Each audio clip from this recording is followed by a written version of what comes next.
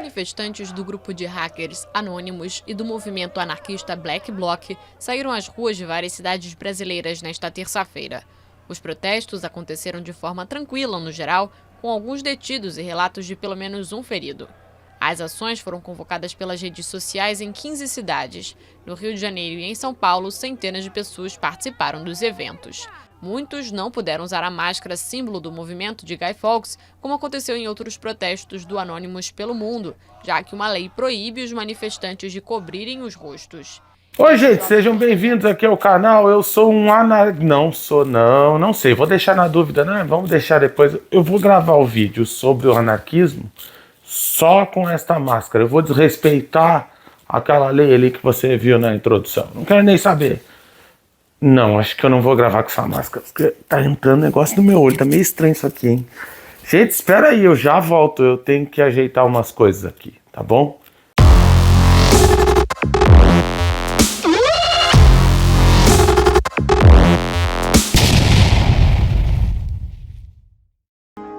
Gente, enquanto eu me troco, vamos fazer um quiz? Vamos! Então tá, eu vou fazer uma perguntinha só, presta atenção. Qual bandeira representava o movimento anarquista no século XIX? Vai olhando. Ah, errou! Oh, acertou, hein? Claro, foi a bandeira preta. Gente, tem diversos significados para o uso dessa bandeira. Só que o significado mais legal, né, o que eu mais gosto, vem de Kropotkin. Ele dizia que a bandeira preta é o contrário da branca. Ou seja, significa que a luta anarquista não teria trégua. Aê! Bom, deu, chega, né? Vamos voltar para a aula então. Boa aulinha, tchau, tchau. Não dá para ficar de máscara no vídeo, senão eu perco tudo, né? Não pode ser mascarado aqui no canal. Falando em ser mascarado, hein? Será que eu participei daquele movimento lá de 2013? E aí? Vou deixar na dúvida, coloca aí nos comentários o que vocês acham. Será que o senhor era um anarquista baderneiro em junho de 2013? Anarquista baderneiro não, que fica chato, né? Não é anarquista baderneiro. A gente vai entender bem o que é o anarquismo hoje, né? Gente, o vídeo inicial ali, né? Com aquelas pessoas vestidas de preto, com as máscaras de Guy Fawkes, ou Guido Fawkes em Portugal é Guido Fawkes, tá? Mas de Guy Fawkes, que é um personagem que aparece com aquele rosto ali na HQ V de Vingança, que depois vira um filme. Gente, aquela galera ali deu o início às manifestações em 2013. Era um movimento pelo passe livre, é um movimento que dentro dele tu via, né, logicamente, que não havia hierarquia. Não tinha essa tendência. O próprio movimento passe livre não quis se vincular com partido político ou força política alguma, né? E dentro dessas várias forças que vão dar início às manifestações de junho de 2013, nós temos os anarquistas também, que é a aula de hoje. A aula de hoje, né, é sobre o anarquismo. A gente vai ter que entender um pouquinho mais. Mas primeiro vamos entender sobre essa máscara aqui, né, do Guy Fawkes. O Guy Fawkes, que aparece nas mídias, né, eu já falei sobre, mas ele é um inglês que em 1605 ele vai participar de um movimento católico que visava matar o rei James I, porque o rei James I da Inglaterra, que era anglicana, estava perseguindo os católicos. Então ele vai colocar uma série de barris de pólvora, 36 barris de pólvora, no parlamento inglês para fazer a galera desaparecer, né, ir para o além. Mas ele é pego e aí é condenado e é morto. Pronto. Não tem nada a ver o Guy Fawkes com o anarquismo, se a gente for ver, porque ele era até um católico, né? E a gente vai ver que essa relação não pode ser feita. Mas ele é inspirado por quê? Porque ele foi o primeiro que a gente sabe que tentou destruir o governo, né? E isso aí é uma das questões que a gente vai trabalhar hoje sobre o anarquismo. Bom, o anarquismo, ele é um anseio do ser humano natural pela liberdade.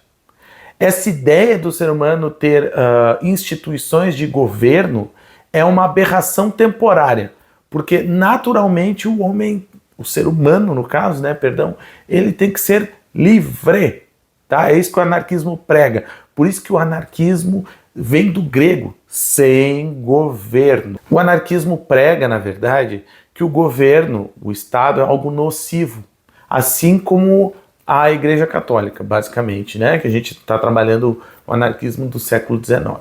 E que é necessário acabar com estes dois elementos, porque é possível criar uma sociedade voluntária a partir daí. Por isso os anarquistas eles são contra qualquer participação política, né, no governo, no parlamento, qualquer associação assim, né, partidária, porque eles acreditam que até mesmo a democracia liberal é uma grande farsa ali, né, porque não há liberdade, há governo ainda, há hierarquia. A questão do anarquismo é sempre voltado à hierarquia.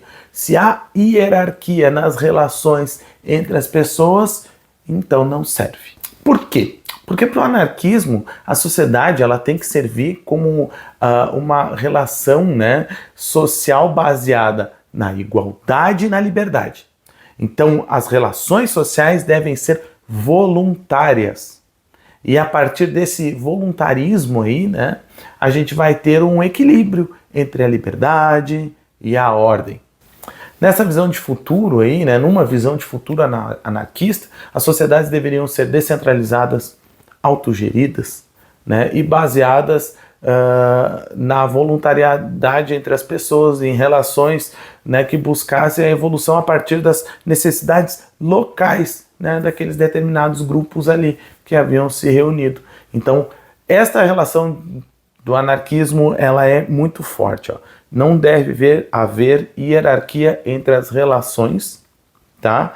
Basicamente eram contra a ordem capitalista, os estados, né, a ordem de governo, porque para eles traziam desigualdade entre as pessoas, né? Não era o florescimento do ser humano. Naturalmente, o ser humano deveria chegar a um estado em que as suas relações eram voluntárias. Tu não tem liberdade se tem um estado te governando. Basicamente, é essa ideia geral do anarquismo. Me perdoem, né? Estou falando ainda do anarquismo do século XIX. Não me vem com anarcocapitalista aqui, que essa bobagem veio aqui por volta de 1950, tá? 1950 e poucos lá. E aí é uma outra ordem teórica, para vocês verem que nem combina, porque o anarquismo, na sua essência, na sua raiz, é contra o capitalismo. Por isso que muitos anarquistas não reconhecem o anarcocapitalismo como um movimento anarquista. Mesmo assim, o anarquismo do século XIX ele também é amplo, ele é complexo, ele tem inúmeras correntes de pensamento que eu não vou conseguir trazer aqui para vocês, né? Mas eles tinham objetivos, né, em comum. Contra os governos, contra a ordem capitalista, contra a aristocracia e também contra o comunismo. Os anarquistas, de maneira geral, eram contra essa ideia de ditadura do proletariado, porque para eles ainda haveria hierarquia e uma organização, né, hierarquizada. Para eles, a revolução do proletariado, as organizações do proletariado deveriam acontecer sempre de baixo para cima, sempre buscando a igualdade entre as relações das pessoas. De maneira geral, o comunismo, na visão anarquista, em algumas visões, né, anarquistas do século XIX, não pregava a liberdade e a individualidade por causa desta ditadura do proletariado aí. Uma das anarquistas que mais criticaram esse modelo aí comunista, né, foi a judia que emigrou para os Estados Unidos, a Emma Goldman, que era uma anarquista bem participativa ali, né, nesse cenário norte-americano aí. Ela vai criticar muito o governo bolchevique pós-1917 na Rússia, porque para ela o bolchevismo ele centralizou o poder, ele se tornou autoritário. E esse autoritarismo paralisava o esforço individual e a individualidade ali das pessoas também. Bom, mas o período da aula de hoje é o anarquismo histórico, sim, o anarquismo histórico começa na década de 1840, basicamente. Tem no século XVIII vários pensadores anarquistas e outras experiências comunitárias sem hierarquia e poder na humanidade, sim. Mas o anarquismo como um movimento político organizado e teórico é a partir de 1840. E um dos personagens principais do movimento, né, anarquista é o Proudhon. O Proudhon vai escrever uma série de obras, tá? Algumas bastante... Ele mesmo vai admitir que dentro das suas obras, né, havia diversas contrariedades. Ele era uma pessoa autodidata e ele tinha noção, né, da forma como ele pensava, mas ele não ia parar de pensar nunca sobre os temas, então ele, tá, contrariedade tem e vamos embora. Para o Proudhon, a anarquia deveria ser a política da liberdade, porque não haveria, né, não deveria haver a opressão nas relações entre as pessoas. Deveria sempre haver a liberdade e a individualidade. E apenas a partir da anarquia que a gente chegaria a uma política, né, perfeita, humana mesmo. Ele vai ter diversos paradoxos ali nas suas obras, algumas contrariedades. Por exemplo, ele não permitiu, Proudhon, que nenhuma associação existisse em torno das suas obras, ou em torno dele. Ele não queria associações ao seu nome, às suas obras, né? Movimento algum inspirado nele. Ele brigava muito com isso, até se afastava quando ele via essa movimentação aí. Mas quando a Era da Primavera, ali, a Primavera dos Povos, em 1848, acontece, ele está participando desse processo, ele diz, no seu diário ele começa a confessar ali, né? Eu sou o único que estou certo aqui. Eu que represento o povo. Se a gente aprofundar um pouquinho a base teórica dele, a gente vai ver outras contrariedades. Por exemplo, uma delas é apontada por Karl Marx na Miséria da Filosofia. Tá aqui, ó. Karl Marx vai apontar dentro da Miséria da Filosofia várias contrariedades do Proudhon. Porque o Proudhon, ele, por exemplo, ele queria sim que os proletários tomassem o poder, mas ele também pregava a manutenção da propriedade privada, a manutenção do mercado, né, nas relações. Então eram coisas contrárias ali, né? Então quando ele escreve a Filosofia da Miséria, né, o Karl Marx vê, por exemplo, as ideias, né, econômicas do Proudhon, Karl Marx responde com a miséria da filosofia, os dois brigam, nunca mais se falam, né? Mas o Proudhon também foi um grande inspirador das ideias econômicas ali do Karl Marx. Na verdade, a Miséria da Filosofia, ou aqui, do Karl Marx, é um exercício do entendimento que o Karl Marx passa a ter, né, sobre o capitalismo. Então, o Proudhon é importante até mesmo para a fundamentação da base teórica ali comunista. Mas ele é muito mais importante para o pensamento do socialismo francês. Apesar dele ter outras contrariedades lá, como tipo, o anarquismo deve ser internacionalista. Aí no outro escrito ele diz, eu amo a França é o grande Estado, né?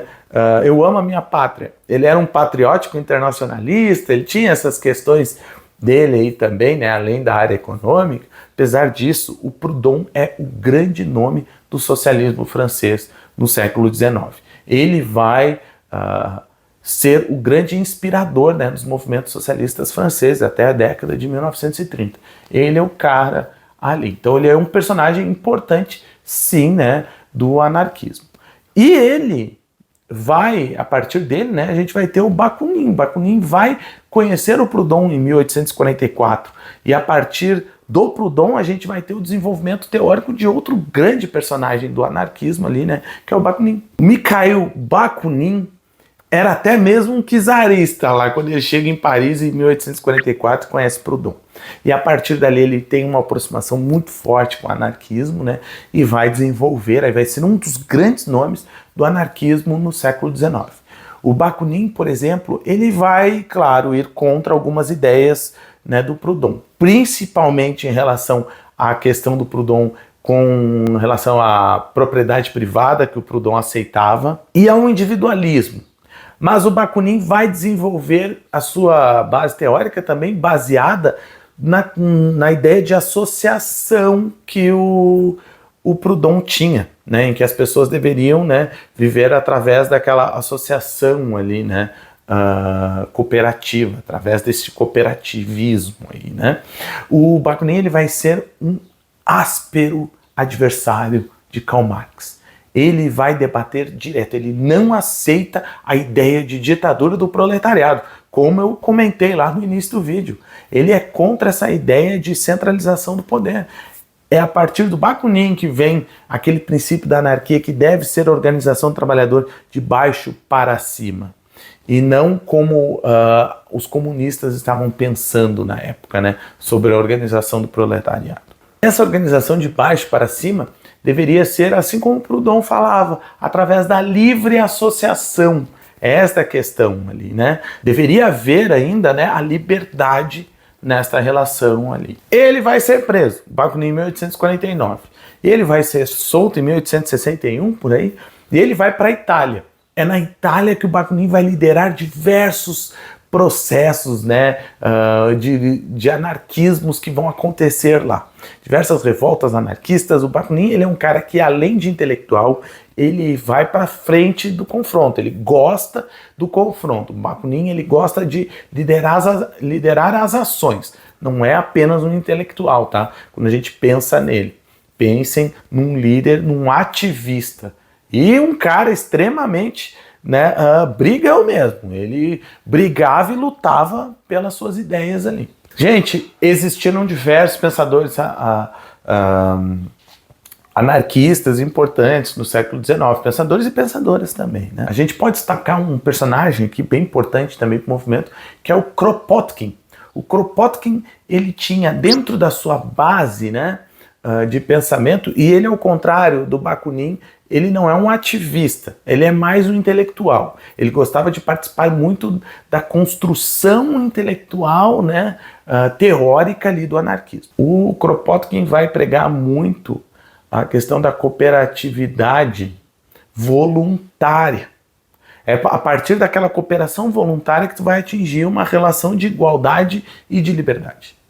Então as organizações, para ele, deveriam ser organizações sociais, né, baseadas no voluntarismo, na voluntariedade, né, e elas deveriam ser autônomas. Então, basicamente, ele vai ser contra qualquer organização de Estado centralizadora e opressiva. Não deveria haver hierarquia entre as relações.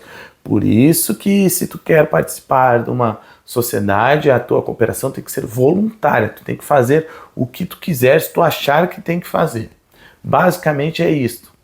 E para o Kropotkin, né, ele desenvolve muito a ideia que essas organizações aí, elas devem ser sempre autônomas e descentralizadas.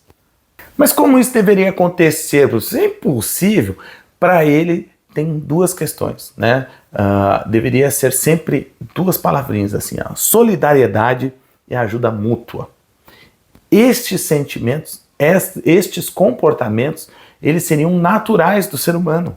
Então eles funcionariam dentro desta ótica anarquista ali. Uma das principais obras do Kropotkin, né, é A Conquista do Pão. Ele vai afirmar que a sociedade possui recursos suficientes, né, para atender às necessidades dos seres humanos. E essas necessidades, né, esses recursos deveriam ser, por exemplo, de forma racional, né? A distribuição e a produção deveria ser feita de forma racional. Para ele, deveriam haver sociedades, né? As sociedades deveriam ser comunas, pequenas sociedades, autogeridas, onde a participação da pessoa deveria ser direta. Então, eu quero isso, eu vou lá. Sem hierarquia alguma, né, nestas relações. Então ele vai desenvolver, né, o que ele chama de anarcocomunismo, que é uma sociedade sem classes, cuja produção e distribuição é feita de maneira racional e as pessoas recebem de acordo com a sua necessidade. Tá? Então Kropotkin é um dos grandes teóricos aí do movimento, né, anarquista do final do século XIX. Bom, o movimento anarquista, ele vai se espalhar pelo mundo e ele se espalha através de várias formas. Como é que os anarquistas atuavam? Atuavam em greve junto com os trabalhadores, né? Eles atuavam nas manifestações, atuavam através de convenções ali, né, de seus grupos, eles faziam publicações, eles iam até em piqueniques, né, distribuir as suas ideias ali, conversar um pouco através dos piqueniques que aconteciam, né, ali nas principais cidades da Europa. É um movimento urbano e do trabalhador pobre, tá? Basicamente é ali que se concentra o anarquismo. As publicações eram um grande motor de divulgação das ideias anarquistas, né? Nestas publicações a gente pode citar o livrinho Entre Camponês, Diálogo sobre a Anarquia, do Malestra, que é um italiano, tá? Ali ele vai ser um dos grandes folhetins que vão se espalhar, uma dessas publicações famosas que se espalham na Itália ali, né? Nós temos diversas outras publicações que vão se espalhando pelo mundo inteiro. As publicações eram uma forma, sim, de expansão, né, desta ideia ali anarquista. O movimento anarquista vai fazer parte da primeira AIT, que é a Associação Internacional dos Trabalhadores. Esta primeira internacional, como é conhecida, né, ela é fundada em 1864. Então o Bakunin acaba entrando, né, um pouquinho mais tarde, e quando o Bakunin entra, ela é liderada pelo Karl Marx, e aí começa a briga entre os dois, né, e os anarquistas e os comunistas não acabam se entendendo, e a primeira internacional acaba terminando, né, em razão disso. Depois nós teremos uma segunda internacional, feita somente pelos comunistas. O movimento anarquista ele perde um pouco de força, ou muita força, a partir das décadas de 1920 e 1930. Porque além da consolidação dos estados nacionais, né, o fortalecimento do nacionalismo depois da Primeira Guerra Mundial, a gente tem a formação dos partidos comunistas. Então os comunistas começam a se organizar politicamente, os anarquistas não podem fazer isso, nunca vai haver um partido anarquista, né? Então, neste contexto, o anarquismo, sim, acaba perdendo bastante força, mas é um movimento ainda presente, teoricamente vivo, tá? Com uma base teórica bem fundamentada, tirando a parte dos anarcocapitalistas. E ainda persiste, né?